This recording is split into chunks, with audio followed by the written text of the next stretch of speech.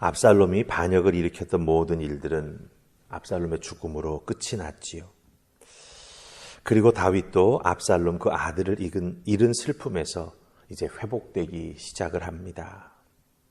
그리고 그 회복의 첫 발자국으로 다시 온 이스라엘의 왕으로서 자리를 모셔오자고 이스라엘 백성들이 서로 논의하기 시작하는 것을 우리가 보게 됩니다.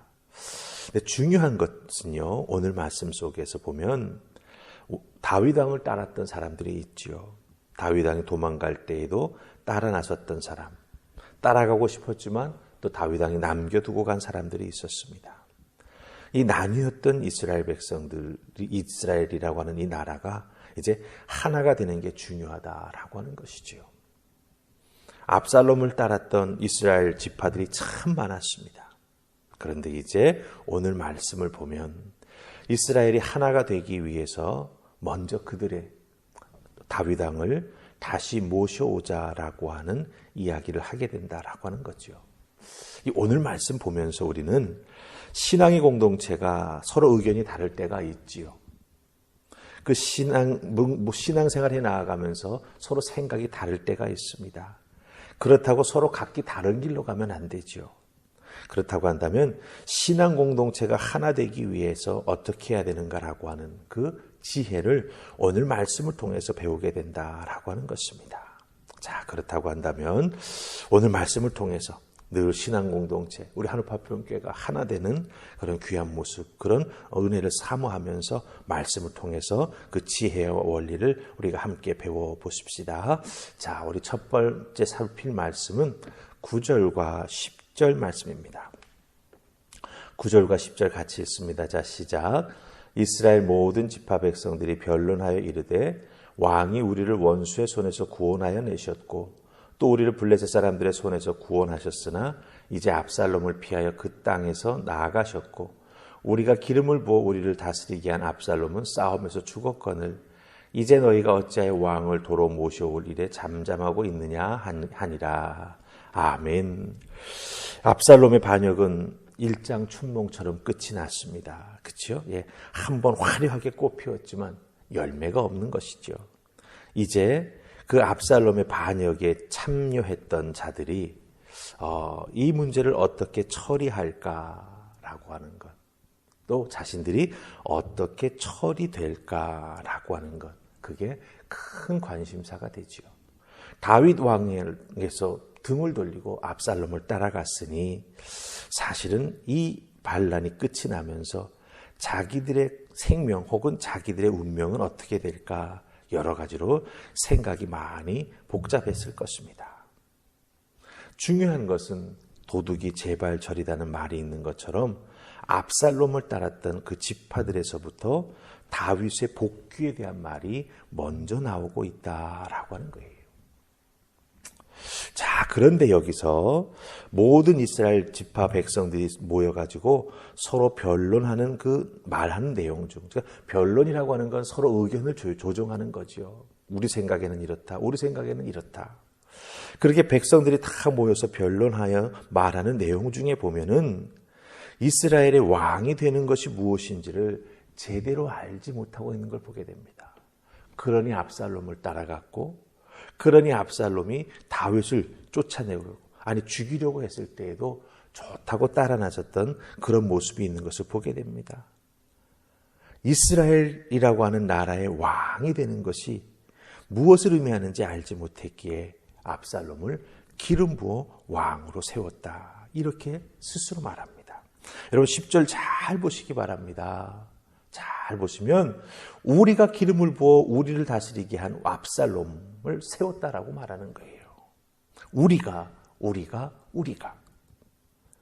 이 우리가 기름을 부어 우리를 다스리게 한 압살롬을 왕으로 세웠다라고 하는 이 말은 이 이스라엘 백성들이 기름 부어서 왕을 세운다라고 하는 그 기름 부음의 의미를 전혀 알지 못하고 있음을 그대로 보여주고 있습니다. 예. 기름 부어서 왕을 세운다라고 하는 것, 그 기름 부음이라고 하는 것은요, 하나님이 인정하시고 하나님이 택하신 왕이라고 하는 것을 의미하는 겁니다.